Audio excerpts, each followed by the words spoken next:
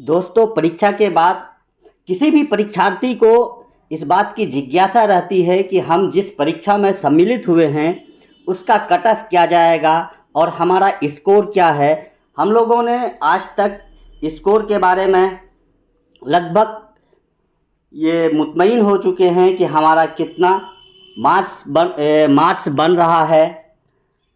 कुछ पहले भी हम लोगों ने चेक किया था और फिर अभी ऑफिशियल आंसर की आने के बाद जो हम लोगों ने एनालिसिस किया है या उसके बारे में जो जानकारी मिली है वह ये बता रहा है कि परीक्षा का कट ऑफ बहुत लो रहने की संभावना है।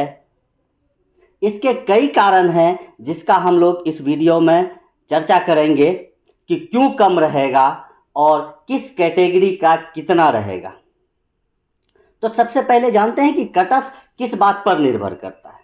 कट ऑफ सबसे पहले किसी भी परीक्षा में परीक्षार्थियों की संख्या पर निर्भर करता है कि उस परीक्षा में कितने परीक्षार्थी सम्मिलित हुए हैं।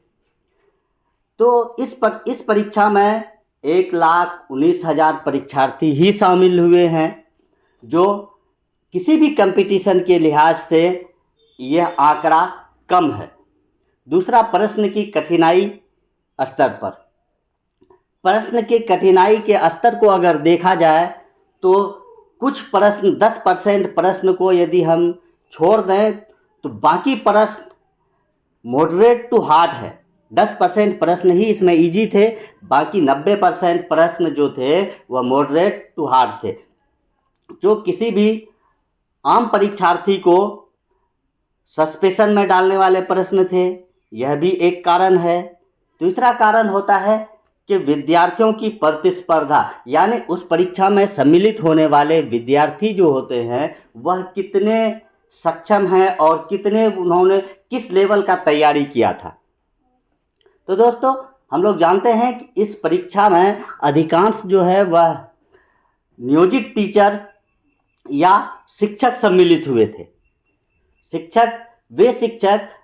उनमें भी वे शिक्षक सम्मिलित हुए थे जो कम से कम 10 साल से पढ़ा रहे थे, कम से कम 8 साल से पढ़ा रहे थे। 8 साल से अधिक वाले ही इस परीक्षा में सम्मिलित हुए थे। और चूँकि उन्हें स्कूल के कार्यकलापों को देखते हुए, स्कूल की जिम्मेदारी को निभाते हुए अपने एक्स्ट्रा टाइम में ही परीक्षा की तैयारी करनी थी, इसलिए बहुत हाई लेवल का तैयारी परीक्षार्थियों के द्वारा नहीं हो सकी थी। तो ये 3 कारण हैं जो हमारे परीक्षा में कट ऑफ को नीचे ले जाने का काम करेंगे।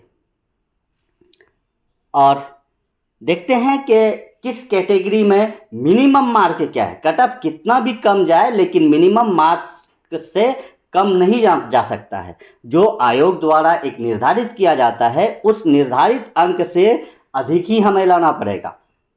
तो जनरल कैटेगरी के लिए 40% था, जो कि 60 नंबर आता है। बीसी के लिए 55, ईबीसी के लिए 51 और एससी एसटी फीमेल और विकलांग के लिए 58 नंबर था। यानी अगर आप जनरल कैटेगरी में हैं तो मिनिमम आपको 60 मार्क्स लाना पड़ेगा। बीसी हैं तो 55, ईबीसी हैं तो 51, एससी एसटी फीमेल और पीडब्ल्यूडी हैं तो 48 नंबर लाना पड़ेगा। ये मिनिमम मार्क है, ये मिनिमम क्वालिफाइंग मार्क्स है, ये कट ऑफ नहीं है।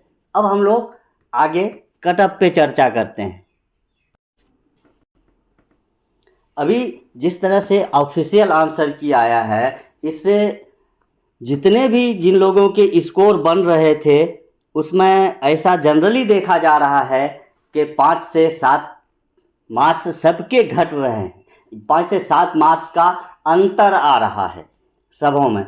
और इस आंसर की में कुछ खामियां भी है। कुछ का आंसर, फाइनल आंसर की जब आएगा तो उसमें कुछ प्रश्नों के उत्तर बदले जाएंगे। तो वो जब बदले जाएंगे तो फिर वो आपको सबको उसका आंसर मिलेगा। यदि आप सक्षम हैं तो जो प्रश्न आपको लग रहा है कि नहीं इन प्रश्नों में हमें चैलेंज करना चाहिए तो आप चैलेंज भी कर सकते हैं। अन्यथा हम भी कुछ प्रश्नों पर चैलेंज कर रहे हैं, जो आपको हम इसकी सूचना दे देंगे कि ये प्रश्नों का हमने चैलेंज किया है।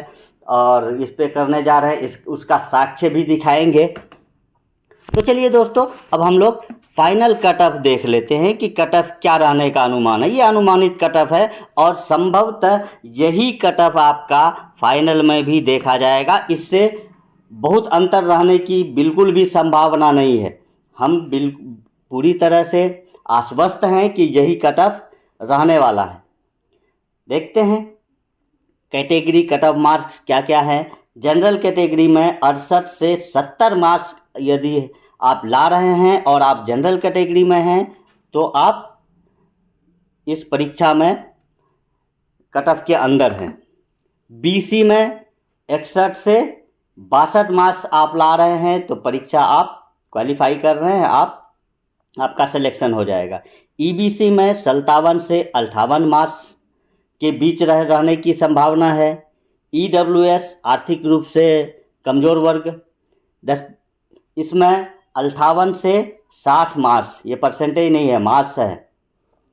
एससी अनुसूचित जाति के लिए 48 से 49 मार्क्स, यानी इसका जो मिनिमम मार्क्स है वो भी अगर लाते हैं तो आप एससी कैटेगरी में हैं और मिनिमम मार्क्स भी लाते हैं तो आप पास कर जाएंगे इस परीक्षा को। एसटी के लिए थोड़ा बिहार में एसटी का रिजर्वेशन कम है और इसलिए इस वजह से एसटी का थोड़ा एससी से हाई रहता है। एसटी का आपको 53 से 55 के बीच रहने की संभावना है और विकलांग का 50 के आसपास, 50 से 55 के बीच यही कट ऑफ रहने की संभावना है। दोस्तों इस कट ऑफ को हमने कई सोर्सों से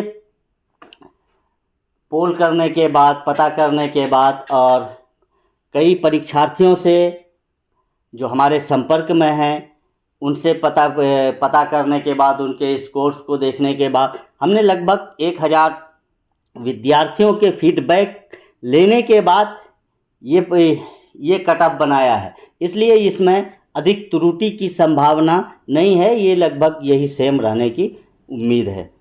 धन्यवाद दोस्तों।